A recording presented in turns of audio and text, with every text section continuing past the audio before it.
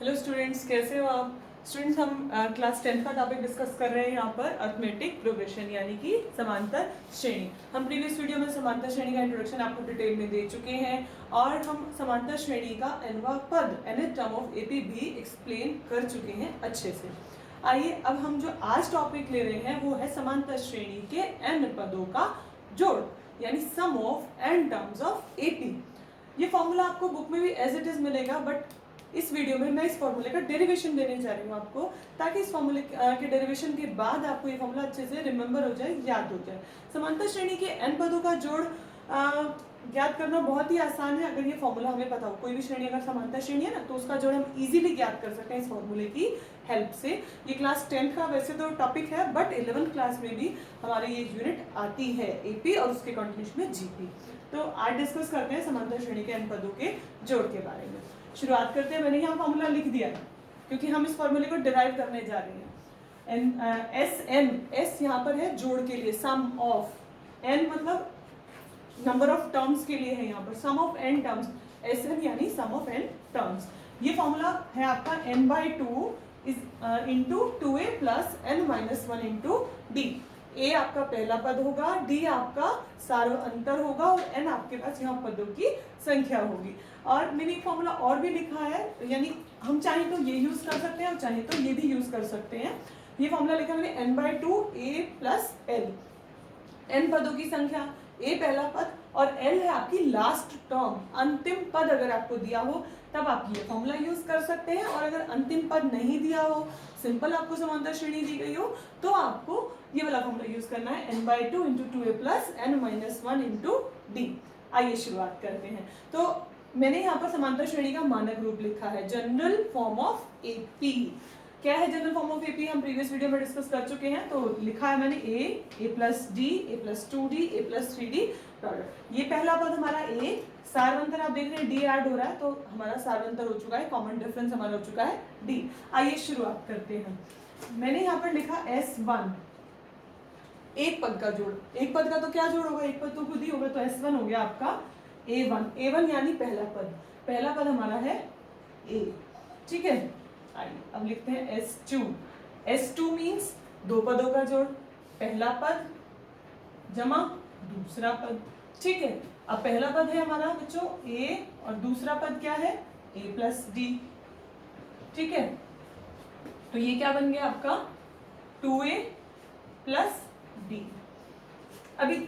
अब इसके डेरिवेशन में थोड़ा सा हम यहाँ पर देखिए कैसे लेते हैं। S3 मतलब तीन पदों का जोड़, पहला दूसरा और तीसरा, ठीक है। पहला पद है हमारा a, दूसरा पद क्या है a प्लस डी, देन तीसरा पद क्या है a प्लस 2d। क्लियर है? यहां से देखिए a 3 टाइम्स a हो गया, d plus 2d 3 times d हो गया, ठीक है। अब देखिए थोड़ा सा यहाँ इसको भी चेंज करते हैं, इसको भी चेंज करते हैं ताकि हमारी फॉर्मूले की डेरिवेशन कंप्लीट हो सके। यहां मैंने लिखा 2/2, ठीक है, ऊपर नीचे 2 से गुना कर दी। 2a प्लस आपका यहाँ d 1d है ना, तो मैं इसको लिख देती हूँ 2 माइनस 1 इंटू। क्लियर? अब इसमें चेंज करते हैं। देखिए मैंने यहाँ 3 कॉमन ले लिया, मेरे पास आ गया a प्लस डी। अब क्या करेंगे, ध्यान से देखिएगा, ऊपर नीचे 2 से गुना कर दी। क्लियर है? आगे देखिए, इस 2 को अंदर मल्टीप्लाई कर दो, 2a प्लस 2d, ठीक। अब देखिए 3/2 2a, इस 2 को मैं लिख रही हूं 3 माइनस 1 इंटू डी, ठीक है। तो S3 तक हो गया। देखिए फॉर्मूला हमारा बन रहा है बिल्कुल। S4 पे चलते हैं। S4 मीन्स 4 पदों का जोड़, सम ऑफ 4 टर्म्स। तो पहला पद जमा दूसरा पद जमा तीसरा पद जमा चौथा पद, 4 पदों को जोड़ रहे हैं। पहला पद हमारा a, दूसरा a प्लस डी, तीसरा a प्लस 2d और चौथा a प्लस 3b। क्लियर है? चलिए 1 2 3 4, 4 टाइम्स आपका a हो गया। ठीक है, d कितने टाइम्स है? 1 2 3, 3 और 2 5 और 1 6, 6d हो गया। आइए इसको भी अरेंज करते हैं।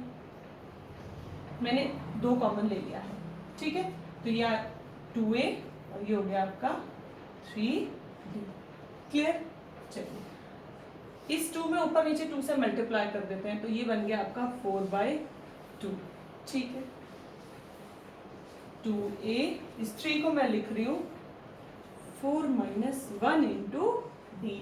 देखिए चेक कीजिए, यहाँ 2/2 था जब 2 पदों का जोड़ था, यहाँ 3/2 था जब आपका 3 पदों का जोड़ था, जब S4 यानी 4 पदों का जोड़ था तो आपका था 4/2। तो अगर हम n पदों का जोड़ लें, जनरलाइज कर रहे हैं हम इस फॉर्मूले को, अगर हम n पदों का जोड़ लें, सभी में देख लीजिए 2/2 जब 2 पदों का जोड़ है, 3/2 जब 3 पदों का जोड़ है, 4/2 जब 4 पदों का जोड़ है, जब n पदों का जोड़ है तो क्या बन गया? n/2। ब्रैकेट में देखिए 2a 2a 2a, तो यहाँ पर भी क्या रहेगा? 2 इंटू a। नेक्स्ट यहाँ पर है 2 माइनस 1 इंटू डी, यहाँ पर देखिए 3 माइनस 1 इंटू डी, S4 में 4 माइनस 1 इंटू डी, तो Sn में है ना, S2 में 2 माइनस 1, S3 में 3 माइनस 1, S4 में 4 माइनस 1, तो Sn में n माइनस 1 इंटू डी। देखिए हो गया आपका formula derivation, sum of n terms of AP n/2 into 2a plus n minus 1 into D. ये तो हमारा फर्स्ट फॉर्मूला हुआ। इस फॉर्मूले की हेल्प से अगर आपको पदों की संख्या यानी n दिया हो, a यानी पहला पद और d यानी सारांतर दिया हो, तो हम किसी भी समांतर श्रेणी का जोड़ ज्ञात कर सकते हैं। तो फर्स्ट फॉर्म तो हमारी हो गई। अब सेकंड फॉर्म में इसको कन्वर्ट करते हैं, n/2 as it is 2a को मैं लिख रही हूँ a प्लस a। ठीक है, n minus 1 as it is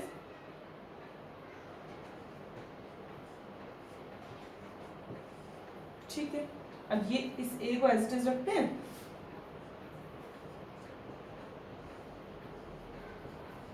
ये किसका फॉर्मूला है? हमने अपनी प्रीवियस वीडियो में nth term of AP discuss किया था, तो ये nth टर्म का फॉर्मूला है an। तो ये देखिए an, अगर कोई समांतर श्रेणी इसके n पदों का ही जोड़ आपको निकालना है तो an आपकी लास्ट टर्म हो गई, अंतिम पद हो गया। तो यहां से ये फॉर्मूला हमारा बन गया n/2 a plus l। l means nth पद, अंतिम पद किसी भी श्रेणी का। ठीक है, तो इस तरीके से आपने समांतर श्रेणी के n पदों के जोड़ का फॉर्मूले का डेरिवेशन देखा। इस फॉर्मूले की हेल्प से आप किसी भी समांतर श्रेणी के कितने भी पदों का जोड़ आप ज्ञात कर सकते हो। Thank you.